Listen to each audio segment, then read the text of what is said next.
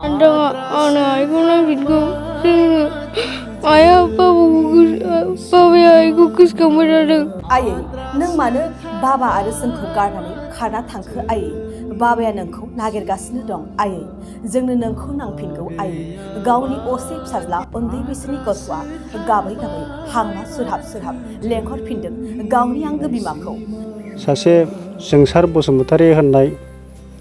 हौवाजों खारफालांदों मोनसे दुखुनांथाव खौरां थांनाय 13 जुलाइ 22 अक्ट'निफ्रायनो दिनैसिम गावनि फिसायखौ गारनानै खारना दं अनजालि मोसाहारिया क'क्राझार जिल्ला बिसमुरि आउटपस्टनि सिङाव थानाय समरपुर गामिनि अनजालि मोसाहारिया नखराव जेबो जाहोन गैयाजासे गावनि फिसाय डरेन मोसाहारिजों लोगोसे सानै उन्दै बैसोनि फिसाज्लाखौ गारनानै दिनैसिमबो नखर फारसे फैफिननाय जायाखै गावनि आंगो फिसाय डरेन मोसाहारिया नखर सोलिनांगौनि थाखाय गुबुन हादरनि गवा रायजोआव खामानि मावहैना थानाय समावनो सासे हिनजाव गोनांखा जोंसार होननायजों खारफालांनानै दंहैयो गवायाव खामानि मावबाय थानाय समाव जाथायखौ खोनानानै गावनि न'फारसे फैफिननानै गावनि हिनजाव अनजालि मोसाहारिखौ जेराव मेराव नागिरबाबो दिनैसिम खबर मोननाय जायाखै बेनिखायनो अननानै सोरबाफोर सावगारियाव नुनाय हौवा आरो हिनजाव सानैखौबो बहायबाफोर नुसनबायब्ला नैबे 7039940861 जानबुं अनजिमायाव नखरनि सोद्रोमाफोरनो खिन्थाहरनो थाखाय नखरनि सुबुङा खावलायदों Anda आइखौ lanjutku sini ayah babaया आइखौ गोसोखांबाय थादों आइखौ lanjutku जेरावखि थाया फैफिन आयै हौवा 13 तारिख फुंनि 9:30निफ्राय सासे जोंसार बसुमतारी होननाय हौवाजों खारफालांदों बे हौवानि गामिया जाहैबाय बमब्रागुरिनि आरो बे हौवाया बिसि दं फिसा सानै दं दिनै आंनि हिनजावखौ बे लानानै दोनखारलांदों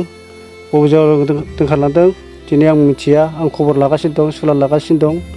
दिनैसिम आं प्रुफ मोनाखै दिनैसिम सानब्रै जाबाय दा सानब्रैसिमावबो आं नागिरना मोनाखै सोरबाफोर रायजो राजाफ्रा जुदि बे सानै हौवा आरो हिनजावखौ नुबाय बायोबा नैबे आंनि गाहायनि कन्टेक्ट नाम्बार होनाय दं बे कन्टेक्ट नाम्बाराव खोन्थाहरनो हागोन अननानै मानोना दिनै आंहा फिसा सानै दं हौवा सासे क्लास 6आव फरायनाय सासे 10आव फरायनाय दा बेनि थाखाय आंहा बहुद प्रब्लेम जाबाय मानो होनोब्ला आंहा न'खराव जेबो गैया आं बायहेरायाव खारनानै जाग्रा न'खरनि थाखायसो आं बायहेरायाव खारदोंमोन दिनै आं हिनजावखौ जेबो बुङाखै आं हिनजावखौ होखाराखै हिनजावा गावसोर हारसिङै बे हौवाजों दोनखारलांजादों दा हिनजावा जुदि फैफिनोबा आं हिनजावखौ सिगांनि बायदि जेरेखम बजबना लादों आं बेबायदि बजबगोन आं जेबो खालामा मानो होनोब्ला दिनै आंहा फिसाफोरखौ फोरोंनानै फेदेरनानै फोलावनानै फिसाफोरनि लाइफखौ दानायनि मोनसे सिमां दं दा बेनि थाखायनो आंनो हिनजावखौ नांफिनगौ दा हिनजावा जेरावखि थाङा मानो फैफिननांगौ आरो फैफिनोबा आं जेबो खालामा बुआबो सोआबो आङो सिगांनि बायदि आङो मोजाङै मोजां बजबनानै रायजो जागोन आरो हिनजावाबो फैफिननानै सिगांनि बायदि रायजो जानांगौ आं बेखौनो लुबैयो दा बेनो रायजोफोर सोरबाफोर जुदि नुबाय बायोबा आंनि हिनजावखौ बा बे हौवाखौ हमनानै दोननायनि गेजेराव गाहायनि फन नाम्बार होनाय दङ बाहाय खोन्थाहरबानो जाबाय बे हौवानि फारसे माबा खावलायनो सानो नामा नों हौवाखौ माबा खावलायनो सानो नामा जाय दोनखारलांदों हौवाखौ आंथ' मिथिया जिखुनु जाया हौवाया जेरावखि थाङा मानो जेरावखि लाङा मानो आंनि हिनजावखौ लाबोफिननांगौ ओमफ्राय हौवाया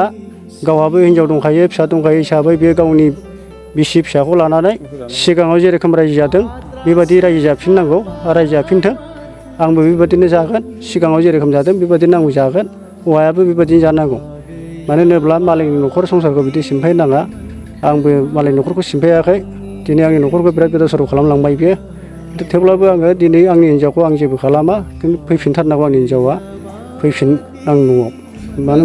नों बबेयाव दंहैयोमोन बे साननै आं गवायाव दंहैयोमोन 10 मास जाबायमोन बे 10 मासनि गेजेराव आङो लोमजानाय हौवानि बिमा आरो हौवानि हिनजाव आरो हौवानि बिखुनजो बिसोर फैनानै आंनि हिनजावखौ एसे बुज्रांना फैदों बेखौ आं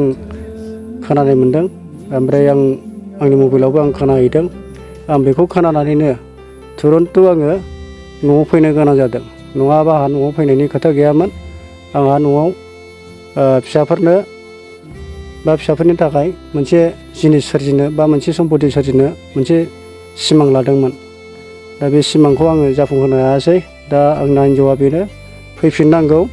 आंनो जेरैब्लाबो हिन्जावखौ नांगौ। आं हिन्जावखौ जेबो खालामा बुआबो सोआबो जेखि फैसा मोनो आंनि न'आव हिन्जावा फैफिननांगौ। आरो आं हिन्जावखौ बै हौवाया जाय हौवाया लांदों बे हौवाया जेरैब्लाबो आं न'आव लाबोफिननांगौ। हौवाया गावनि न'खराव गाव हिन्जावजों रायजो जादो। आंहाबो आंनि हिन्जावा आंजों रायजो जाथों।